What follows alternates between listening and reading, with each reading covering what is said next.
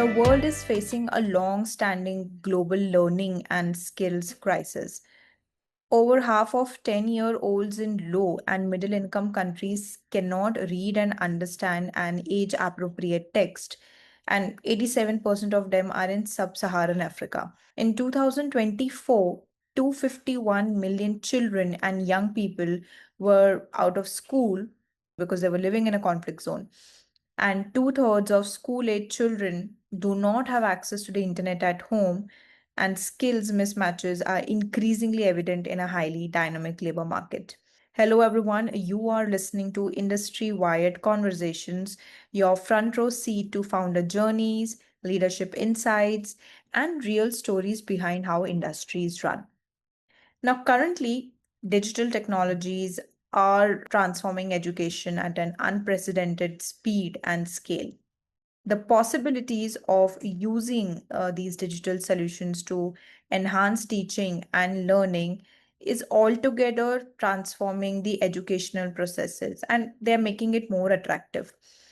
Policymakers still face formidable and multifaceted opportunities and challenges in designing and implementing digitally enabled education services at scale, particularly in India. Let's welcome Milind Shah, CEO and founder of Wishtel, a homegrown Indian tech company that is quietly transforming access to digital infrastructure across the country. Hi, Milind. A warm welcome to our podcast today. Thank you. Thank you so much. Really excited. Looking forward to this lovely session. Likewise, Milind. So, let's start by setting the foundation and telling our listeners more about Wishtel, its specialization and anything that would probably, help our listeners understand about the company.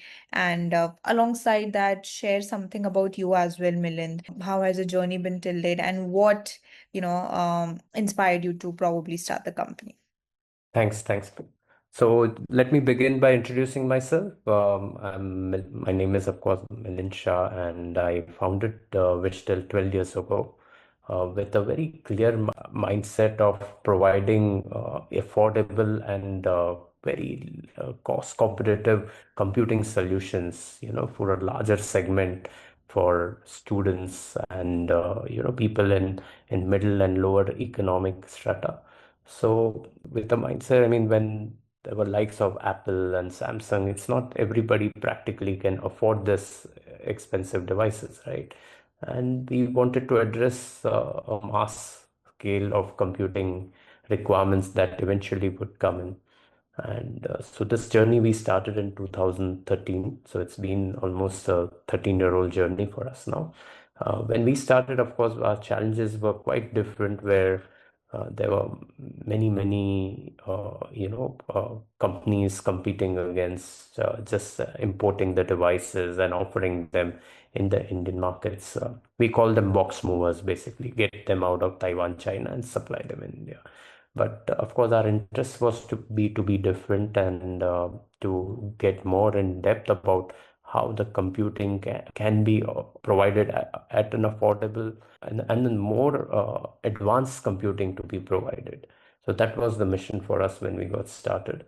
When we started, there was a very interesting program which was launched by Government of India, which unfortunately did not took off the way it was expected. This we call known as name of Akash tablet, if you recall, yeah. But eventually, that since the program did not happen, we thought, why not we kind of build up the ecosystem for manufacturing and extending the computing devices across to masses. So this has been our journey. It had been a struggleful journey because when we entered, there were a lot of large brands, MNC companies likes of HCLs and the big Micromax of the world, which were already well established. But we had to slowly, steadily progress ourselves in our offering.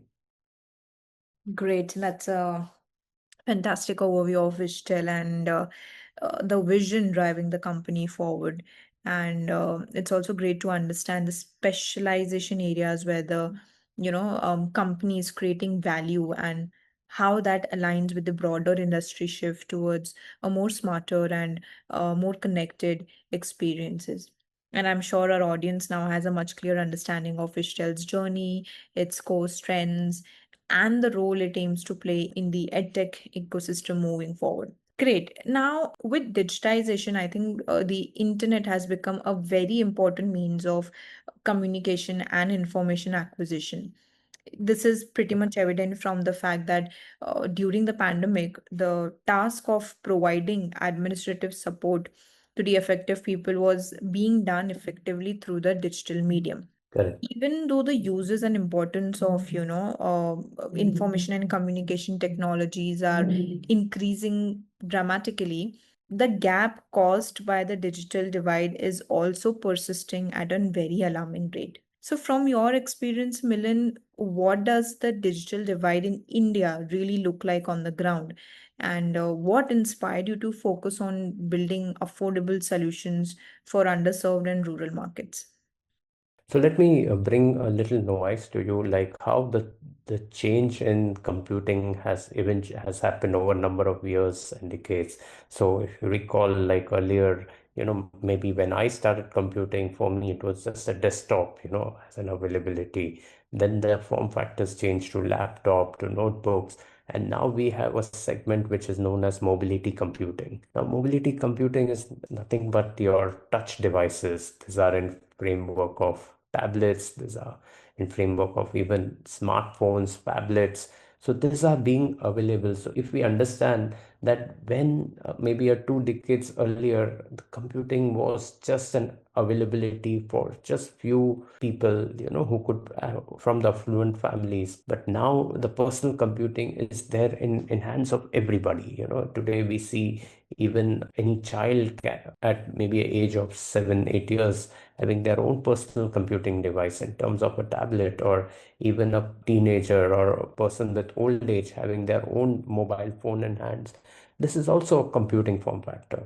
So if we consider the digital divide, I mean, with the advent of very low cost 4G, 5G connectivity that is available in India, plus the device pricing in terms of different form factors, for mobile phones and tablets, the accessibility has improved much beyond expectations. And because of this growth in the entire computing framework, I would call it the mobility computing framework, the coexistence of app ecosystems, AI, everything is just building on massively. So today, if we see households which has the TV penetrations, I think the mobility, accessibility, the mobile computing is much beyond. And I could possibly see, I think, India almost having access to close to around maybe almost 750 million people having the and mobile phones in their hands. So that's the power of computing. I agree with you, Milind, and I think it becomes very important because conversations around digital transformation typically focus on urban adoption, while the realities in rural and underserved regions remain vastly different. And what stands out from your journey and the company's mission is that digital divide is not just about internet access, it's more about affordability, accessibility, awareness, and having the right infrastructure to truly participate in the digital economy.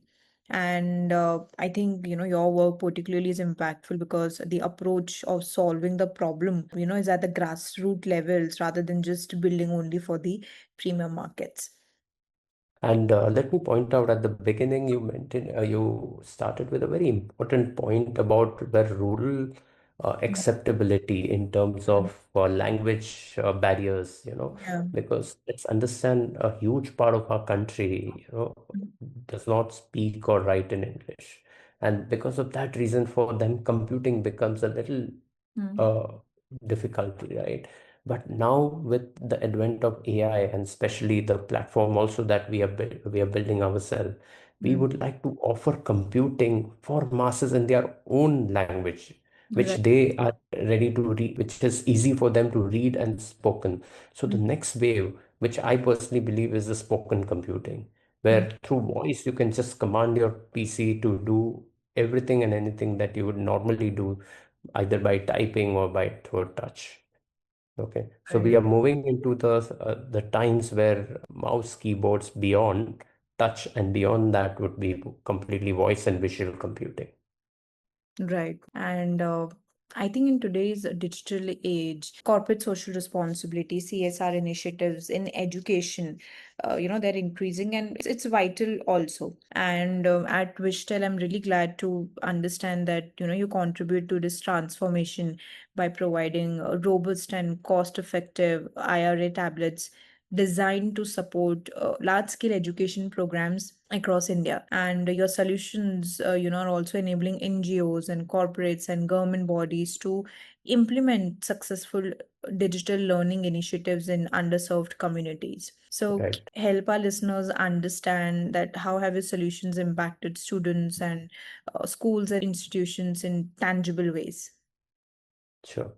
So let me take you back to 5 years when, of course, all of a sudden we were all hit by COVID, and it was completely unexpected. We have never seen a time where students were asked to study from home, okay, for over a year. Let's understand 5 years, 6 years back, the availability of device was also a challenge because in a normal household, who had possibly a phone or a single PC there were times where the parents had to do their work from home and the kids had to learn from the same device, and there was a lot of share that used to happen. So two things we did during that time was one, we made, of course, the because the products were available easily, and the accessibility were there, so a lot of schools and a lot of NGO institutions came forward to buy our affordable devices. Now, at that time, we also realized is just by giving devices was just a challenge because what they would ideally do with the devices, that was not defined. A lot of schools had limitations also to carry out their content delivery through maybe Google Meets or Zooms or so on. But so what we ended up doing is we offered them a platform called which we call Vidya. Now, Vidya is a very classy and a very successful project of ours where, along with the devices, we also extend students to learn at their own pace, and it enables self-learning capabilities in different languages also.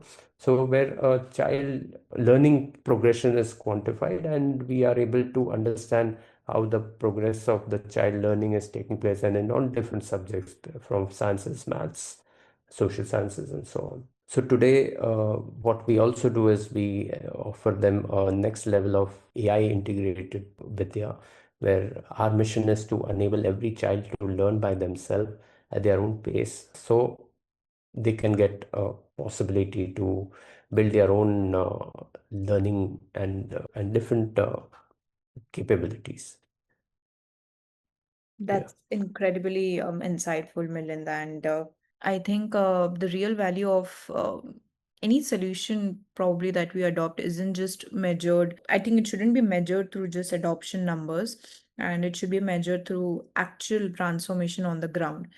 And I think what stands out from your answer is how the impact goes far beyond just improving classroom efficiency. It's about creating personalized learning experiences, empowering educators with better insights, and ultimately helping students learn with greater confidence and engagement. Right. And today we are proud to say we almost track learning progressions of almost 2.5 lakh students. These are primarily in rural areas, and support with them, work with a lot of larger NGOs for this mission. One Right. of the very successful program which we are running for last over 4 years now. Mhm. It's in a small district of Gujarat called Amreli, where Mhm. every school in this district has been given devices, and they are learning by themselves post classrooms, to catch up for their subjects. Mhm. And it has a very nice collaborative ecosystem where different students participate, do their homeworks, do preparations for the next day. It's by itself a very lovely case study. Definitely, and thank you for sharing that, Milind. I think it's pretty impressive, and I also, not just hope, but I also believe that in the coming years, I think Wishtel's solution would be able to reach more such people and students that probably lack that basic access to education, and I think you will definitely play an important role there as well. With that being said, Milind, I think another advantage that probably Wishtel is, promoting has is that, you're customizing and, manufacturing solutions here itself in India. So how does that help you serve the Indian market better? Right. So when we understand Indian markets, there are different needs that every organization, be it from education or an enterprise or even government projects, requires. And a lot of this requirement could be in terms of integration both on hardware as well as solution side of it also. Let me begin with education. So when we offer a suitable stack for education, they not only need the device, they also need surrounding ecosystem of their apps running on the same, the support system of the devices and the usage. There are times where school needs charging capabilities also, because not that every school will have multiple charging ports.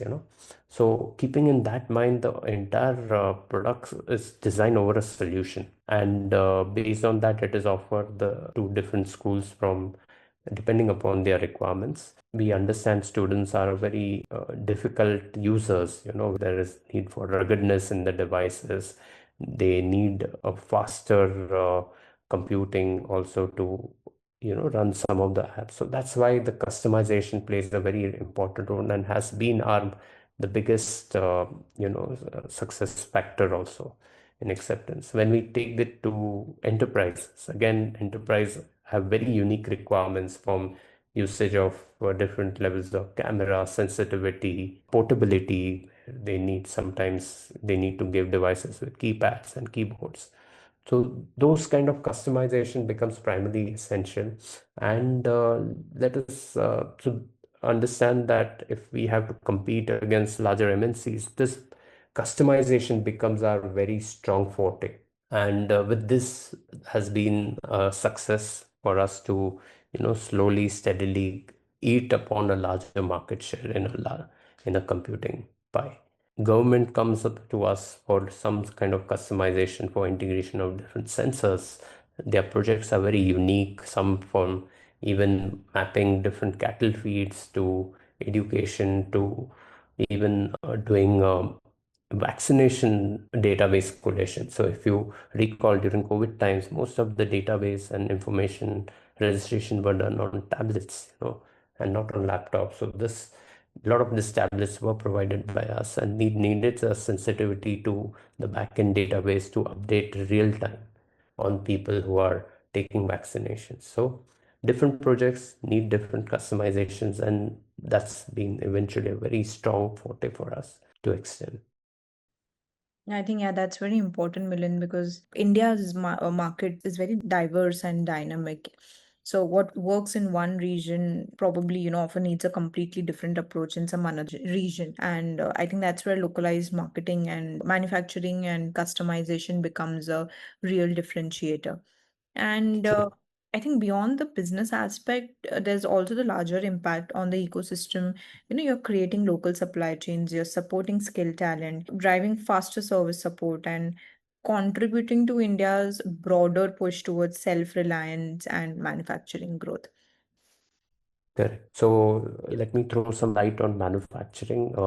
See, India somehow lost the bus somewhere around 20 years back when electronic computing manufacturing was being moved out of from Taiwan and to countries like China. We had an excellent opportunity that time, but somehow the ecosystem development did not happen, and that's where China took a big leap in computing manufacturing across. So if you see today, most of the components and the related ecosystem has is quite massively grown in China, and our dependency over there had been so high. But somehow in the recent years, government has taken that strong build the local manufacturing, coming out with different PLIs, performance linked incentive programs, and also made it mandatory for manufacturing in India. So today, not a single device comes into the country which is finished a product. Even if you want to import it, you need a special license to do that. And so the manufacturing takeoff has happened, though this manufacturing is still to an extent of assembly, let me tell you. But it's a step. It's a first very important step to build some skill set of assembling. And then slowly, as a lot of new large semicon companies are setting up their fabs in India, they are putting their larger factories in India. Slowly, that big ecosystem buildup would happen. And us as Wishtel, we have started assembling manufacturing in India, and all of our products are completely assembled here in India. And I think with that, two benefits have been derived. One, we are able to service and support our devices also much better to our consumer base, having a spread of components availability. And second part is also the learning curve has also increased. So for us to now leapfrog into higher computing manufacturing is also an easiness. Where we have started with basic computing of ARM devices, now we are looking forward to move on to higher end computing manufacturing. Thanks for sharing that, Milind. That really highlights the kind of impact that you're trying to create and Vishal is trying to create on the Indian economy. And with that being said, Milind, I think, what's interesting today is how businesses across industries are looking for practical and easy to use digital solutions that can help improve the efficiency, communication, and accessibility for both employees and customers. And I think companies like Wishtel are playing an important role in making that transition smoother through smart devices and connected solutions. So while Right. your primary focus has been, on the education sector, how are your solutions also being used in healthcare or BFSI and field operations? Right. So let's talk about BFSI. So a lot of our devices are deployed in BFSI sector, primarily in rural banking, and that's a area which we have championed over last 2 years, where affordable devices are needed to real last mile banking correspondence using this device, which has integrated with biometric for Aadhaar acceptance. So now, when this device are used in real time in grassroots levels, the digitizations of and the payment ecosystem also flourishes with that. Um, Gone are the days that the people had to carry with bulky laptops. Now they carry mobile terminals, with biometric access. So the speed at which even the money transfers used to happen, or the payments ecosystem would happens much faster, and it has a very easy acceptance through Aadhaar for every person to do complete their KYC processes. So this is how the banking has benefited. Insurance comes in also, where earlier times, the people had to go to fro, changes in the insurance plans, premiums. Now at a fly, showing their customers what are the insurance premiums that they would like to pay, what is going to the upfront investments. So this all information share happens so easily over our devices. So the insurance sector benefits quite largely. Coming to segments like pharma or hospitality, like let me tell you about pharma, where earlier medical reps, would actually go taking big binders to doctors to tell them about technical requirements. Now they carry tablets, they carry devices to show the entire content over multimedia. So real-time usage of their capsules or tablets would actually be shown to the doctors, who would much better understand. Even the questioning of this, any technical queries would be immediately be answered on the connected devices.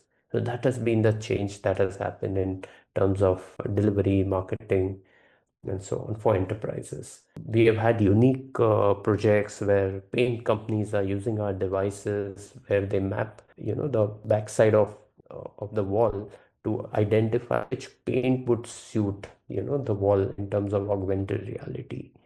So I think the way enterprises are all adapting digitization is also very unique and in very different ways. not just on marketing side, but operations, delivery, transfers, mapping.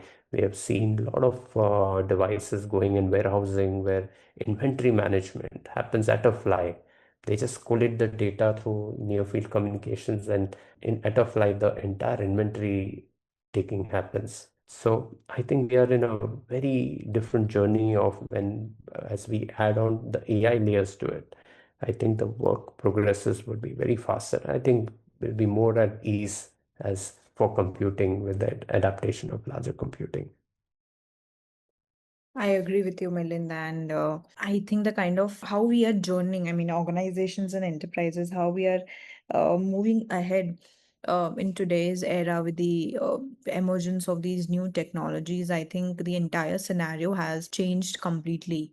And I think technology today is no longer being viewed as just a support function. It's becoming central to operational efficiency and customer experience across industries.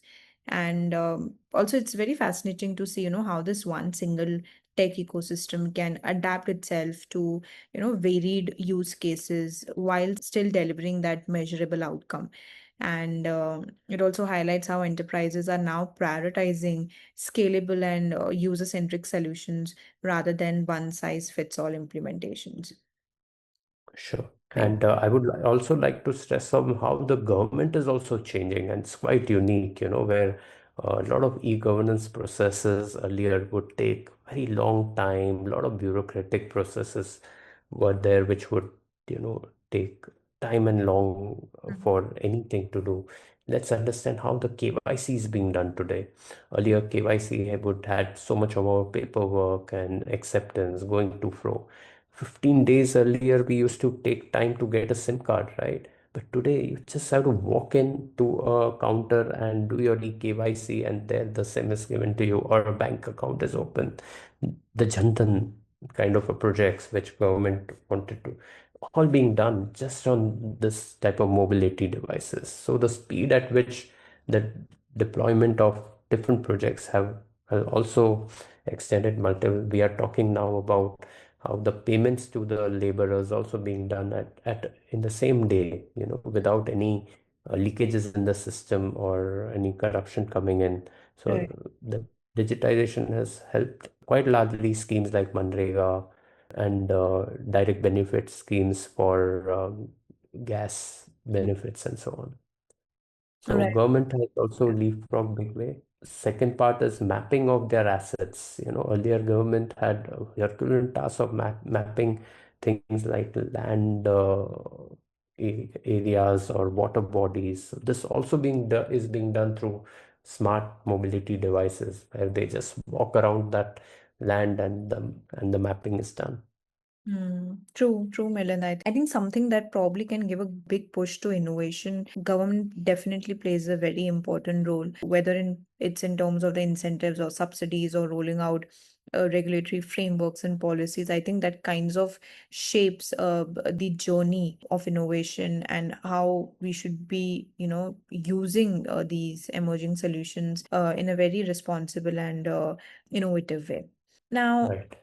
as we move towards, the final segment of the conversation, I would, like to take a slightly broader perspective beyond the business growth because I think Wishtel has been working at the intersection of education and affordable innovation, areas that have the power to create real social and economic impact at scale. So, one last question for you, Milind, is what kind of long-term impact do you hope to create through your work?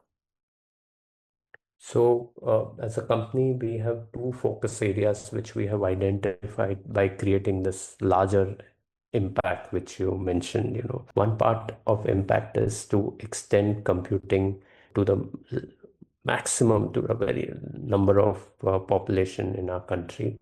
Now, to do that, of course, we also understand we have to little gear shift in terms of getting them computing in their own easily understood languages. And second part is making it more affordable in terms of getting to severe deep manufacturing, supply chain arrangement. So computing is one area for larger impact. And second, we have identified as education, where how we can impact learning for mass. number of students to coach them and make them educated by their own, processes and the learning curve. So these are the two areas that we have identified as a company. Great, Milind. And I think we have had a meaningful and a thought-provoking conversation today.